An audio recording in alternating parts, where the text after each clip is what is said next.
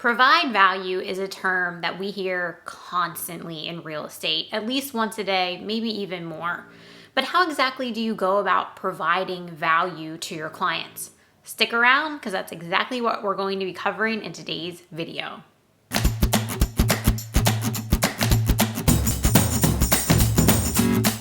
Providing value is something that every single real estate agent needs to keep at the top of their mind in order to not only get new clients, but also take care of their existing clients.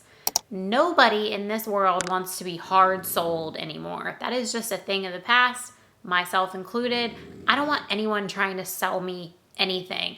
I want that person to demonstrate exactly why I should work with them or buy from them. And that's where providing value comes in. The first thing that you want to do as a real estate agent to provide value, whether it's to your current clients or your past clients, or maybe someone that hasn't even worked with you yet, is educate. You have so much knowledge as a real estate professional that you can share on a daily basis. You will never run out of ideas on what to share.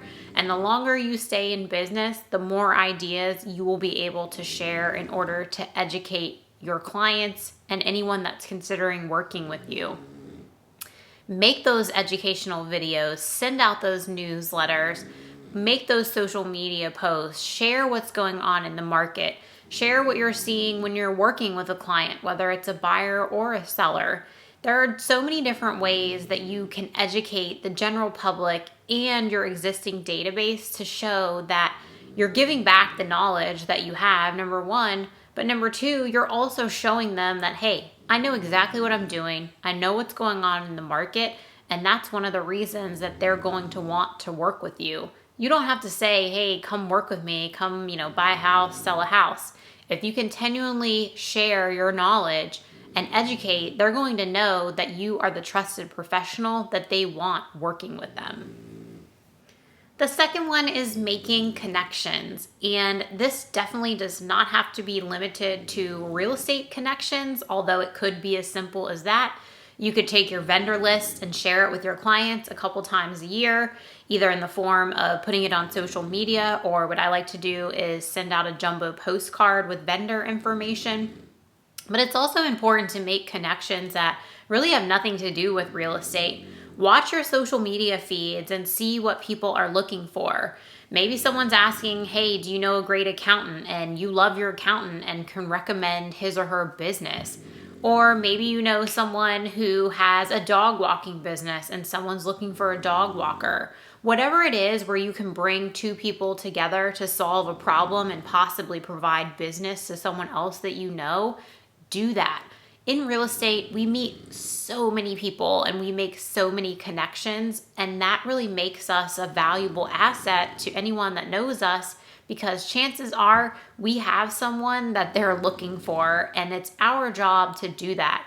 That's really providing value. It has nothing to do with you. You're simply giving back and saying, hey, I know someone that can help you out with that or solve your problem, and make that connection. Those two people will be so grateful to you, and they will remember that when it comes time to buy or sell a house. Next up is showing your support. And this definitely should not be limited to your clients. This should be obviously to your friends and to your family. Show up, not just in the form of making a donation, but maybe you see that someone is hosting a 5K run, or they've got a pop-up boutique, or they are having a blood drive. So many people are giving back to their communities, and you want to show up to those events. And if you have a friend or current or past client invite you to an event, I don't care what's going on, you make sure that you make your best effort to be there. If you already have a vacation planned, obviously that doesn't count. But if you are going to be in town, make time, set that time aside on your calendar to attend that event. That is so much more meaningful than donating money. I'm not saying donating money is a bad thing, but your time is far more valuable. Show up, give that person support, ask if you can help them with anything, and just be there for them. You've got to give before you get. And if you continually show up to support others, in turn, they are going to want to reciprocate and support you as well. Number 4 is listening. Listening is a lost art and it costs you nothing more than your time. You should be calling and checking in on your past clients, your current clients, your friends, and of course your family. Listen to what they're saying. Ask them how they're doing and then listen. See if there are any problems that maybe you could help them solve. But if it's nothing more than just calling to check in and say, hey, I was thinking about you and I just wanted to see how are you doing or how are you liking the house, anything that you can do to connect with them and then listen to their response. Ask them questions about their family or their pets or their home or maybe their job, depending on how well you know them. And if you don't have the relationship with them, or maybe they don't like phone calls, because that is a real thing nowadays, people sometimes would prefer text or email, that's perfectly fine. Send them a checking in text or a checking in email. Just reach out to them and treat them like the human that they are and see if they're doing okay and then listen to their response. Number 5 is solving a problem. And this can come in a variety of ways. It really comes down to being in tune and listening to what's going on in your clients' lives or what's going on in your local area. And by that, I mean, say you've got a big snowstorm coming to the area and you go out and you purchase a bunch of ice scrapers and then you drop them off in advance to your clients.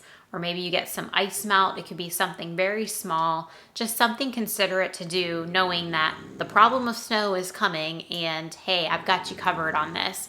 Or maybe you see a post on social media where somebody maybe just had a baby that you know and are relatively close with, and you think, hey, you know what, I'm just gonna drop an Uber Eats gift card in the mail. Or if that's out of your budget, you could cook just a simple meal and message them and say, hey, I'd love to drop this off at your door. Is tomorrow at 12 o'clock okay? Whatever it is to solve a problem, it could be really, really small and help them out in a big way. They're always going to remember that not only did you solve a problem for them, but it's just such a kind gesture to try to help someone out, whatever they're going through, and get them through maybe a busy time in their life, or their schedule has changed, or it's a weather event. You can literally find a problem to solve every single day. So these are just some ideas, but just be mindful and look out for ways that you can actually come into someone's life and help them out.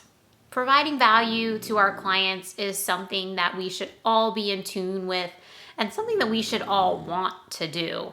At the end of the day, yes, we quote unquote sell houses, but real estate is a relationship business. The long game is relationships. And when you take the time to nurture and care about the relationships that you are building with people, I promise you it will keep you in business far longer than cold calling or, worse, buying leads. Care about the people, care about your tribe, help each other out, and in return, that will come back to you. You can build this community where you all help each other survive and thrive just by giving back and being kind. Staying with the theme of providing value, I hope you got some value out of today's video. If you did, I would love it if you would consider liking or subscribing. And if you have any questions, of course, drop me a comment below. I absolutely love hearing from you. And until next week, I hope you take care.